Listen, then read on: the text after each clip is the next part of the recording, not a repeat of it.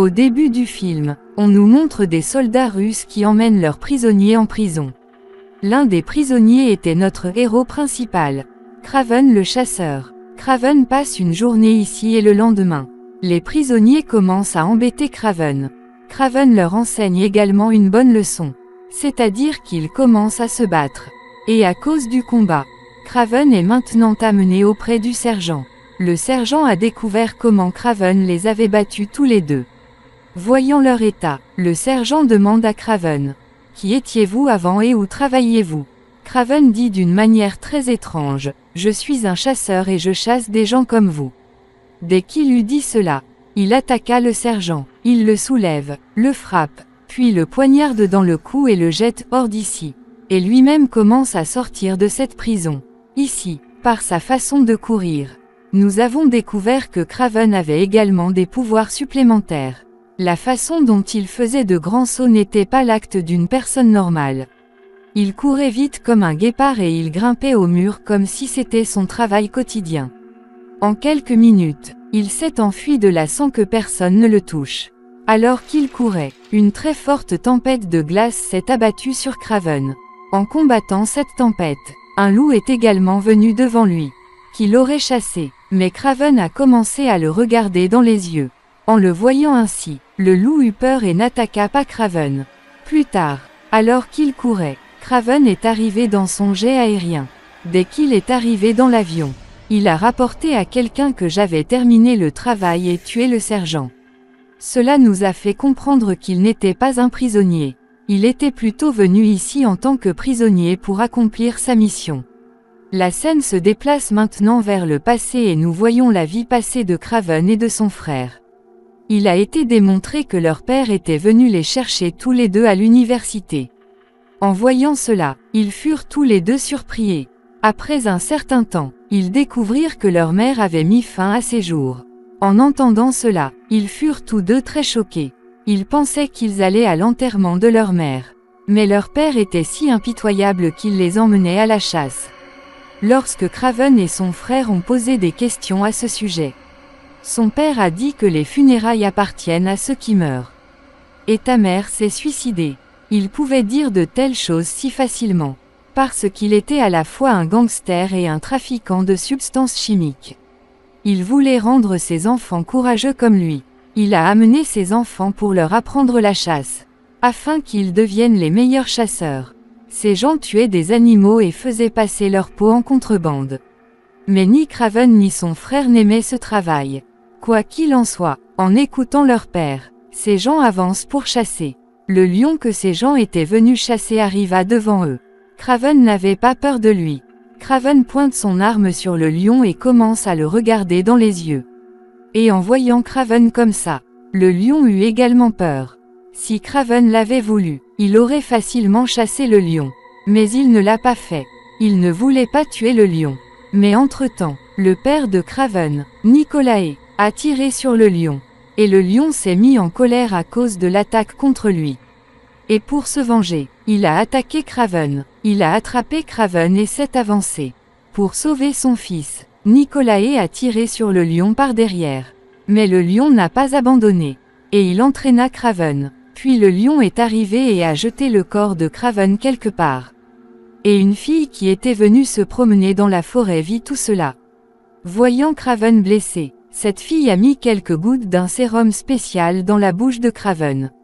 Et on a vu que cela donnait beaucoup de force à Kraven. Et Kraven lui-même a commencé à aller mieux. Peu de temps après, l'équipe de secours est arrivée ici. Quand elle partait avec Kraven, cette fille a mis une petite carte dans la main de Kraven. Kraven est également arrivé à l'hôpital. C'est là que le traitement de Kraven a également commencé. Mais l'état de Kraven était si critique qu'il était au bord de la mort. Même le médecin l'a déclaré mort. Mais étonnamment, après quelques minutes, Kraven reprit soudainement vie. Dès qu'il fut en vie, il vit dans sa main la carte que la fille lui avait donnée.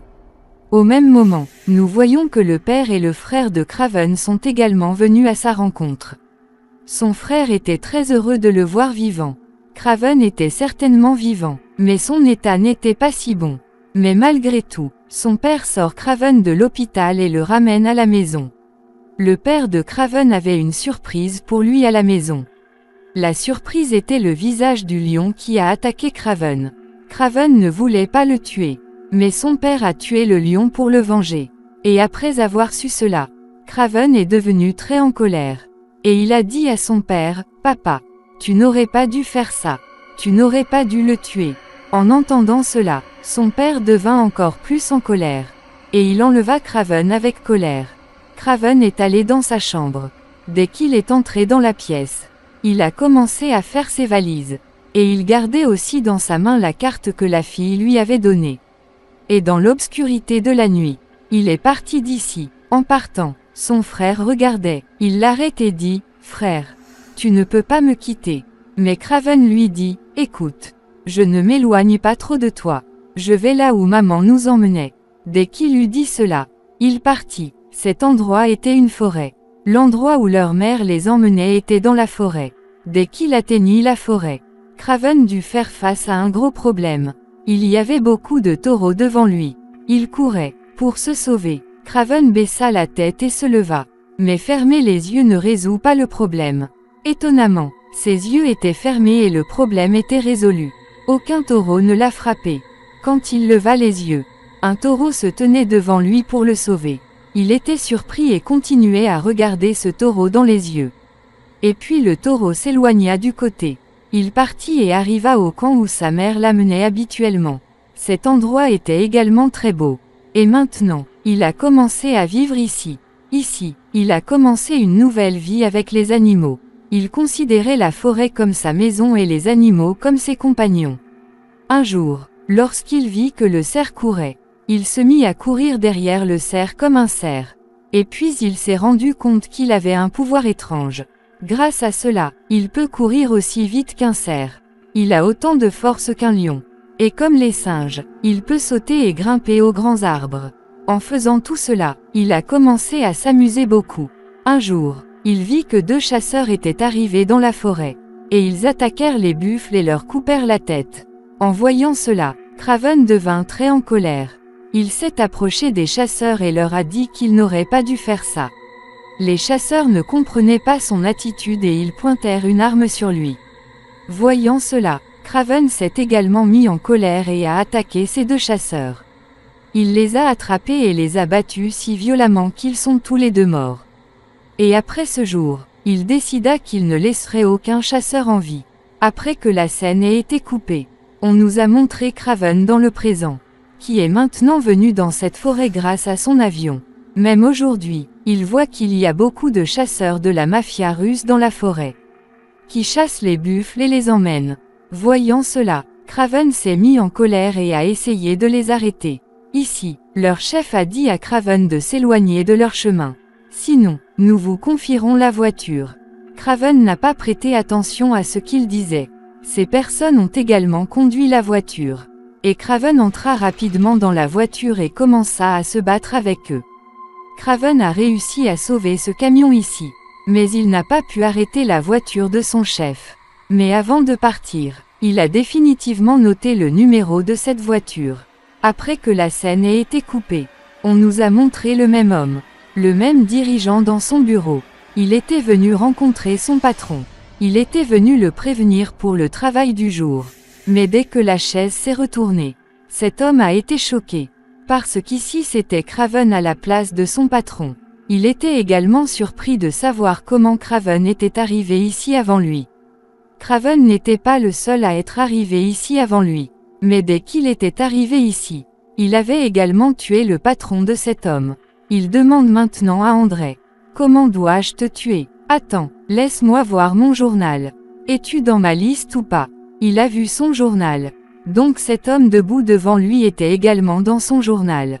En fait, dans son journal, Craven avait l'habitude d'écrire les noms de toutes ces mauvaises personnes qu'il voulait tuer. Dès qu'il a effacé le nom de cet homme du journal, il a pris une arme et a tiré sur cet homme et l'a tué. Après cela, il quitta cette pièce avec beaucoup de courage. Et on nous a montré les corps morts de ces 2 hommes, pendus à la porte. Maintenant, la scène est coupée et finalement, après des années, on nous montre la même fille qui avait sauvé la vie de Craven. en mettant du sérum magique dans sa bouche. Cette fille a grandi et est maintenant une avocate célèbre. Chaque jour, dans ce domaine, elle reçoit beaucoup de menaces. Et elle a aussi beaucoup d'ennemis. Mais quoi qu'il en soit, notre héros Craven entre ici. À cette époque, cette avocate était présente aux funérailles de son ami. Après être venu ici, Craven lui a dit que j'avais tué le criminel de ton ami. J'ai tué ce sergent russe qui a violé ton ami et l'a tué. Après avoir entendu cela, elle fut choquée. Quand Craven disait la vérité, elle ne pouvait pas le croire. Elle est rentrée chez elle et dès qu'elle est rentrée chez elle, elle a fait quelques recherches. Ce que Craven a dit était absolument vrai. Une personne nommée Hunter avait tué le meurtrier de son ami. Et avec cela, elle a appris que Hunter n'était autre que notre Craven. Craven avait également montré cette carte à l'avocat, que ce dernier avait gardée dans sa main pendant son enfance. Après avoir vu cela, elle fut choquée que ce garçon se souvienne d'elle jusqu'à aujourd'hui. Maintenant, la fille dit à Craven, « Tu es le chasseur qui tue toutes les mafias. Mais à mon avis, tu es aussi un criminel. Vous êtes également en train de commettre un meurtre. » En réponse, Craven a dit, « Je m'en fiche. » Maintenant, il sort son journal et le donne à l'avocat, et lui dit que tu es dans ce domaine. Des criminels sont libérés chaque jour par votre tribunal. Je veux juste que tu écrives les noms de ces criminels dans ce journal, pour que je puisse éliminer toutes ces mauvaises personnes de ce monde. À contre-cœur, cet avocat avait pris ce journal. Après que la scène ait été coupée, nous sommes maintenant présentés à un homme nommé Rhino, qui est aussi un mafieux. Il est impliqué dans toutes sortes de mauvaises choses. Et maintenant, la nouvelle choquante est que son plus grand ennemi, qui était un gangster, a été tué par quelqu'un. Il fut surpris d'apprendre cela. Qui aurait pu être assez courageux pour tuer cette personne? Il n'avait rien à voir avec la mort de son ennemi. Mais maintenant, il dit à son homme que nous devrions nous joindre à l'homme qui a tué notre ennemi. Sinon, un jour, il nous rendra le travail difficile. Parallèlement à cela, Rhino voulait également prendre le contrôle de l'entreprise de son ennemi. Lorsqu'il est allé à la rencontre des hommes de son ennemi, il a tiré sur Rhino avec colère. Mais étonnamment, rien n'est arrivé à Rhino. Il n'est pas mort. En voyant son corps, on se rend compte que son corps est devenu comme une pierre. Et il a fait cela en s'injectant une sorte de sérum étrange à l'intérieur de lui. Lorsque les gens ont été surpris de voir le corps de Rhino, les tireurs d'élite cachés de Rhino leur ont tiré dessus et les ont tués. Il ne restait plus qu'un seul homme, Maurice, qui était effrayé et a rejoint Rhino. C'était le soir. On a vu que le père de Craven, Nicholas, avait également appelé Maurice pour une affaire. Maintenant, comme nous le savons, il s'était déjà associé à Rhino. Alors que ferait-il avec l'ennemi de Rhino? Nicolas. On a découvert qu'il était venu pour tuer Nicolas sur ordre de Rhino avec ses hommes. À son signal, ces hommes commencèrent à attaquer ceux de Nicolas. Mais ce n'était pas si facile de s'approcher de Nicolas et de le tuer. Nicolas a tué Maurice et tous ses hommes ici. Sachant cela, Rhino devint fou de colère. Au même moment, Rhino a appris qu'il avait découvert l'homme qui avait tué les ennemis de Rhino. Il n'en dit rien, mais ses expressions indiquaient qu'il jouait un grand jeu dans son esprit. On a vu ici que Craven, escaladant les murs, ouvrant les fenêtres, est venu vers son frère. Parce qu'aujourd'hui c'est l'anniversaire de son frère, qu'ils fêtent dans le bar de leur père. Pendant qu'ils faisaient la fête, leur père est également venu ici. Son père lui a dit, « Mon fils, nous sommes une famille, pourquoi es-tu parti si loin de nous?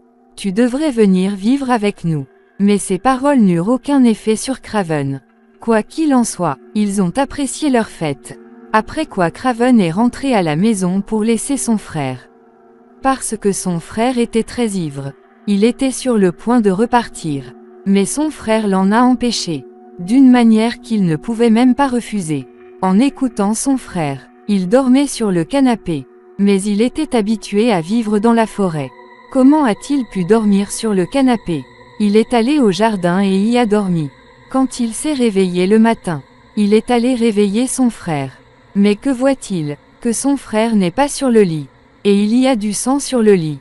Ce qui signifie clairement que quelqu'un est entré dans sa maison et a kidnappé son frère. Dieu merci, ils n'étaient pas allés bien loin. Les yeux de Craven tombèrent sur eux. Craven a sauté de la chambre de son frère jusqu'au bas du bâtiment et a commencé à les poursuivre. Craven essayait maintenant d'arrêter leur voiture. Il a essayé de casser le pare-brise avant de la voiture. Mais c'était à l'épreuve des balles. Il a également essayé de briser la fenêtre. Mais malheureusement, il est tombé d'une voiture d'un coup sec. Et ils ont emmené son frère alors qu'il conduisait la voiture. Alors qu'ils avançaient, ils emmenaient son frère quelque part en hélicoptère. Pour sauver son frère, Craven a essayé de grimper sur une échelle de corde d'un navire voisin et de monter dans l'hélicoptère. Mais la vitesse rapide de l'hélicoptère a fait échouer son plan. Et il tomba dans l'eau. Inquiet, Craven se rend chez l'avocat et lui raconte toute l'histoire. Comment quelqu'un a kidnappé son frère. Il est venu pour que l'avocat puisse découvrir qui étaient ceux qui avaient kidnappé son frère. Selon lui, l'avocat se renseigne et lui indique également où se trouve son frère. Craven a également découvert par son père que les ravisseurs sont également des mafieux. Et ils ont kidnappé son frère pour de l'argent. Il dit à son père, quel est le problème? Donne-leur l'argent. Son père a dit que si je leur donnais de l'argent, ils me considéreraient comme faible. Et je ne veux pas me montrer faible, même si mon fils meurt à cause de ça. Craven était très en colère. Et il comprit que désormais, il pouvait lui-même sauver la vie de son frère. Et il a été montré qu'un homme est venu voir l'avocat et lui a donné plus d'informations sur les ravisseurs. Il a même découvert leur emplacement. En voyant cela, l'avocat fut très heureux, et on a vu que seulement 5 minutes plus tard, le même homme est allé rencontrer un homme de Reno. Et ici, il nous a été révélé que le ravisseur n'est pas quelqu'un d'autre, mais en fait les habitants de Reno. Et Reno veut en quelque sorte piéger Craven. C'est pourquoi il envoie toutes ces informations à Craven lui-même. Alors Craven l'atteint tout en le suivant. Maintenant, selon le plan de Reno, l'avocat indique à Craven l'emplacement des ravisseurs. Et Craven atteint également l'endroit pour sauver son frère. Dès qu'il y arrive, il commence à combattre les gardes. Les gardes avaient également des armes à feu. Mais malgré tout, Craven était capable de combattre 2 gardes à la fois. Il tue 2 gardes et prend leur sniper. Et il tue le reste des gens et atteint la pièce où son frère était gardé après avoir été kidnappé. Avant de libérer son frère, il commence à se battre avec leur chef. Et pendant qu'il se battait, alors qu'il était près de la fenêtre, il s'est rendu compte que tout cela était un piège pour lui.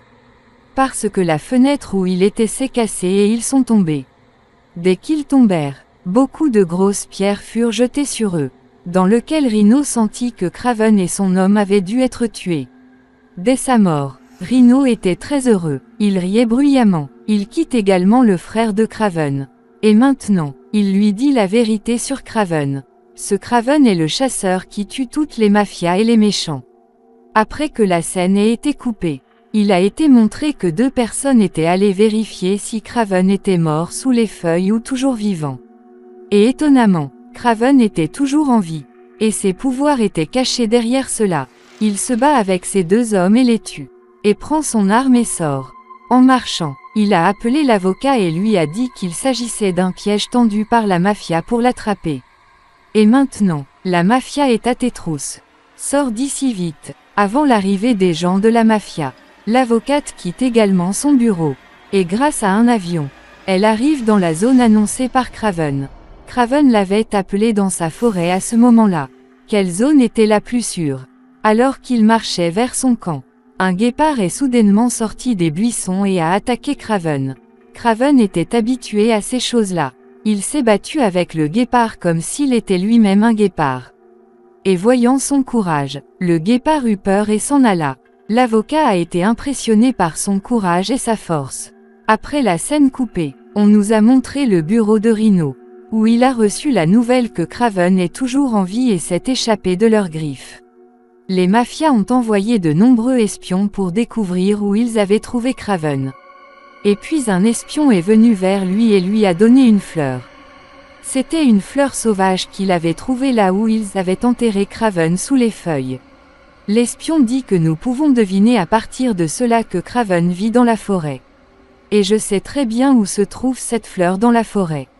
Cela signifie que les mafias ont désormais découvert l'emplacement de Craven. Lorsque Craven est montré dans la forêt avec l'avocat, il lui demande « As-tu toujours le médicament que tu m'as donné quand j'étais enfant? Savez-vous où vous l'obtiendrez? C'était très puissant et j'en ai encore besoin aujourd'hui. » L'avocat dit « Non, je ne sais rien de ce médicament. Ma grand-mère a fabriqué ce sérum.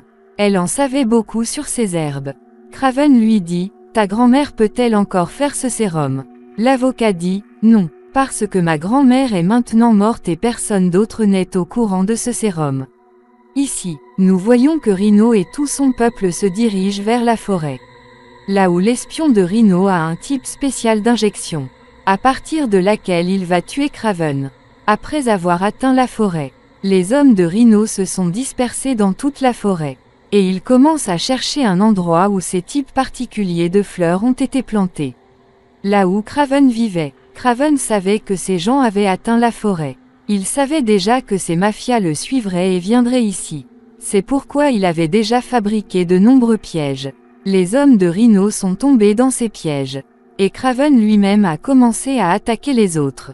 Et au son de leurs cris, Rhino réalisa que Craven était arrivé devant eux. Ici, nous avons découvert que l'autre homme qui était venu avec Rhino, l'espion, était en fait un magicien. Quand lui et Craven se battaient, il continuait à s'échapper grâce à sa magie. Et tandis qu'il jouait avec sa magie, cet homme a injecté cette injection toxique dans le corps de Craven. Avec quoi il serait presque mort. Ce magicien allait maintenant tirer sur le Craven tombé. Mais avant cela, nous avons entendu le bruit d'une balle. Et nous avons découvert que l'avocat avait attaqué cet homme par derrière et l'avait tué. Après quoi elle s'est rendue auprès de Craven blessé. Il était au bord de la mort. Au bon moment, cette fille lui a donné le même sérum que celui que sa grand-mère avait fabriqué. D'abord, elle a menti en disant qu'elle n'avait pas ce sérum. Elle avait ce sérum. Avec l'aide de cela, elle a sauvé la vie de Craven cette fois encore. Quoi qu'il en soit, après avoir pris ce médicament, Craven a repris connaissance, et il est revenu à la vie. Non seulement il est revenu à la vie, mais toutes ses blessures ont été guéries. D'un autre côté, Rhino a appris de son peuple que le magicien avait pris la vie de Craven. Il était très heureux de savoir cela, et il prit tout le monde avec lui et s'en retourna. Parce que sa mission était accomplie. Il n'avait désormais plus aucun ennemi capable de le tuer. Ces gens sortaient de la forêt. Lorsqu'un gros problème s'est présenté à eux, un énorme troupeau de buffles commença à se diriger vers eux. En voyant cela, Rhino a eu peur. Et Rhino a injecté le même sérum dans son corps, ce qui le transforme en pierre. Pendant ce temps, tous les buffles attaquaient leurs voitures. À cause de cela, leurs voitures sont tombées en panne et beaucoup de ces hommes ont été tués. Mais Rhino lui-même était devenu plus grand qu'un buffle. Il était devenu une pierre. Maintenant, Craven était également entré ici pour tuer Rhino. Rhino est devenu encore plus en colère quand il l'a vu. Craven a commencé à l'attaquer sans craindre son gros corps. Mais il était clair qu'à ce moment-là, la force de Craven était moindre. Et celle de cet homme était plus grande. À ce moment-là, Craven comprit également qu'il devrait se battre non pas avec la force mais avec son esprit. Il attaque le corps de Rhino avec une tige d'où il avait l'habitude d'injecter du sérum. En faisant cela, il est devenu faible. Après cela, Craven l'attacha avec une corde et attacha ses cordes autour des cornes des buffles. Les buffles, qui couraient comme des fous, ont traîné Rhino et ont commencé à l'emmener d'ici. Son état s'est dégradé considérablement lorsqu'il roulait et glissait. Ici, Rhino était sur le point de mourir. Mais Craven était toujours tellement en colère contre lui qu'il voulait le tuer en lui tirant des balles. Mais au bon moment, le frère de Craven l'a arrêté. Et puis Craven a demandé à Rhino, qui était celui qui t'a envoyé ma vidéo, qui t'a parlé de moi. En entendant cela, Rhino a commencé à rire et a dit, « Tu ne sais pas. C'est ton père qui m'a parlé de toi. » En entendant cela, Craven eut le cœur brisé. Craven est allé voir son père pour découvrir la raison du mauvais comportement de son père. Alors papa lui a dit que je savais déjà que tu tuais des mafias et des mauvaises personnes. Et Rhino était le plus grand ennemi de mon entreprise. Je n'ai pas réussi à le vaincre, ni à me lier d'amitié avec lui. Puis un jour, Il a tué un de mes amis et a pris le contrôle de toute son entreprise. Même si cette affaire aurait dû être la mienne. J'étais très en colère, mais je savais que je ne pouvais pas me venger de Rhino. C'est pourquoi j'ai provoqué Rhino contre toi. Je savais que s'il t'attaquerait, toi et ton frère, tu ne le quitterais pas. Et tu as fait la même chose. En jouant selon le plan de son père. Kraven a ouvert la voie à son père. Et maintenant, son père était dans une position difficile et devenait un grand mafieux. Et où Kraven a-t-il toléré cela? Kraven tuait tous les méchants. Alors ne rendrait-il pas justice à son père? Il écoute tout ce que dit son père et s'en va. Puis il voit un loup attaquer son père. Il a lancé cette attaque sur le signal de Kraven. Et Kraven n'est même pas venu pour sauver son père. Parce qu'il savait que son père devrait également subir le même sort. Après cela, dans la scène post-crédit du film, nous voyons Kraven heureux avec son frère. Maintenant, il vit une vie paisible. Parce que la mafia est finie. Il a quitté ce travail. Les deux sont heureux maintenant. Et ce film se termine en les montrant.